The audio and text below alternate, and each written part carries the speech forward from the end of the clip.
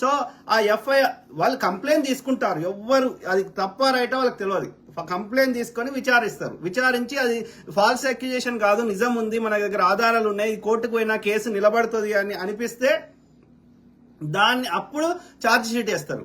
Charge sheet వేసినాక అది కోర్టులో విచారణకు అనుకూలమైన కోర్టు విచారణకు అనుకూలమైన కేసు. ఇది నిజంగా దీంట్లో ఎంతో కొంత నిజం ఉంటే ఉండవచ్చు, కానీ అది మనకు తెలియదు. కానీ నా దగ్గర ఉన్న ఆధారాలు జడ్జి ముందు పెడతా. ఇక నీ యొక్క ప్రాసిక్యూటర్ కానీ లేకపోతే ఆ యొక్క ఏది పిటిషన్ తరఫు న్యాయవాది కానీ వాళ్ళ వాదన వినిపిస్తారు.